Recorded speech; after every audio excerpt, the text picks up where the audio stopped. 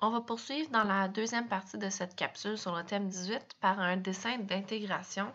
Donc, dans ce dessin-là, on va intégrer les deux causes du volcanisme qu'on a vues jusqu'à présent. On va commencer en se dessinant trois plaques tectoniques. 1, 2, 3. Et les deux plaques tectoniques à droite vont être sous un océan, sous l'océan. Et celle à gauche va être une plaque tectonique continentale. Donc, on va les identifier comme ça. Je vais y aller vite. Toi, fais pause puis prends le temps de faire ton dessin au fur et à mesure que je l'explique. Alors, comme on sait, les plaques tectoniques sont en mouvement à cause du mouvement de convection du manteau. Donc, on va avoir une première boucle ici, puis une autre boucle ici. Donc, ça, c'est les mouvements de convection. Tu m'identifies ça, s'il vous plaît, dans ton dessin. Alors, le manteau chaud monte à la surface. Rendu à la surface, il se refroidit, il fait un petit mouvement horizontal et il redescend vers le noyau. Alors, si le mouvement de convection se dirige par là et par là, ça va entraîner ce mouvement-là de ces plaques tectoniques-là. Alors qu'ici, ça se dirige vers la droite, alors cette plaque tectonique-là va se diriger dans ce sens-là. À cet endroit-ci, ces deux plaques-là sont en éloignement.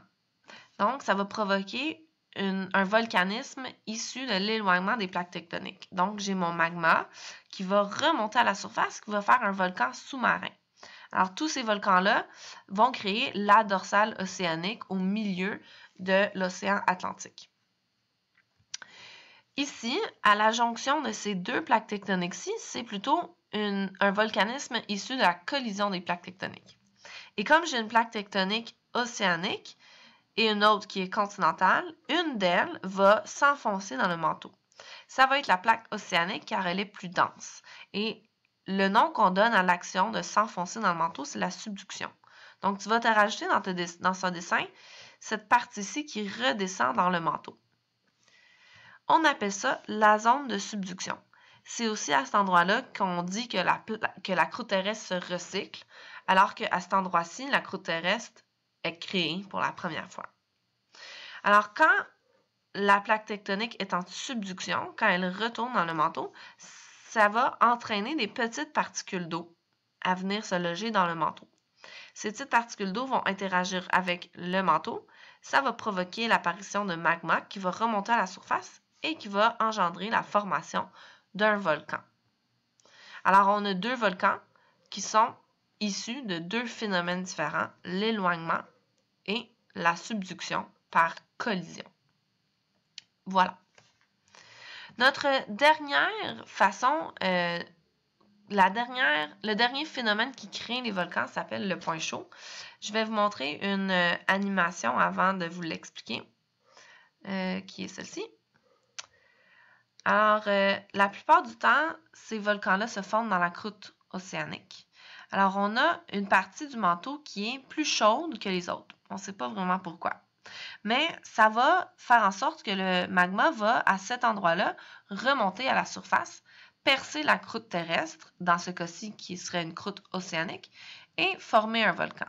Alors, c'est un peu mélangeant, mais cette partie-là, c'est de l'eau, puis ça, je pense, c'est le ciel. Et comme on sait, mais le mouvement du manteau provoque le déplacement des plaques tectoniques.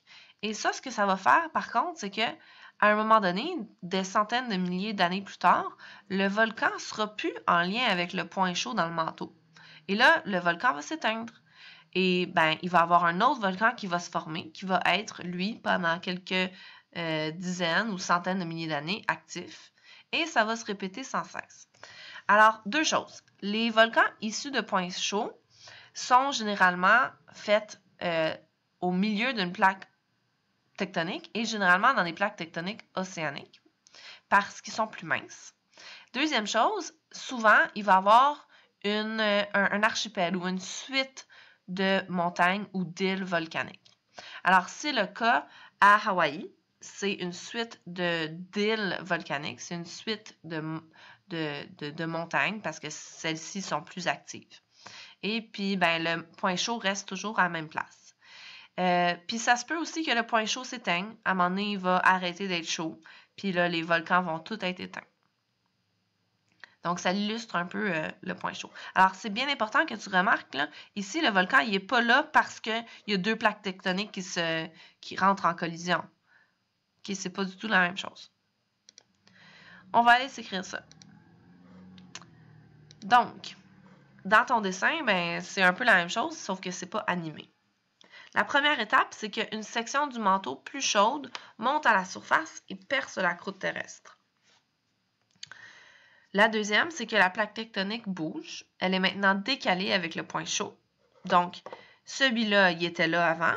Ben, il n'est plus vis-à-vis le point chaud, alors le volcan est éteint. C'est juste une montagne ou une île. Et la troisième étape, c'est qu'il y a formation d'un nouveau volcan qui va être actif pendant quelques temps, des dizaines ou centaines de milliers d'années, tout dépendant de la vitesse de la plaque tectonique. Une légende urbaine qu'on a surtout au Québec, et plus particulièrement à Montréal, c'est que le Mont-Royal, c'était un volcan. C'est pas vrai. C'est presque un volcan. Alors, le Mont-Royal, c'était un point chaud, mais qui n'a pas réussi à percer la croûte terrestre. Ce qui est arrivé, c'est que le magma était là, il a commencé à monter dans la croûte terrestre, mais la croûte terrestre était tellement épaisse qu'elle a figé, elle est devenue solide. Donc, on s'est retrouvé avec une grosse masse de roches volcaniques qui n'a jamais été un volcan. Et là, on voit avec un schéma aérien comme ça, tout l'alignement de plein de montagnes comme ça qu'on appelle les montées rhégiennes, qui sont tous issus du même point chaud, mais aucun de ces endroits-là a été un volcan. Ils ont presque été un volcan, mais le magma s'est figé, il est devenu de la roche en montant vers la surface et il n'a jamais percé la croûte terrestre. Mais on peut quand même trouver de la roche volcanique à ces endroits-là. Et comme on peut constater, ils sont tous à peu près alignés parce que la plaque tectonique s'est déplacée. Et voilà. Alors, prends le temps de réviser ces concepts-là parce qu'il y a beaucoup d'informations, puis c'est vraiment important de les maîtriser.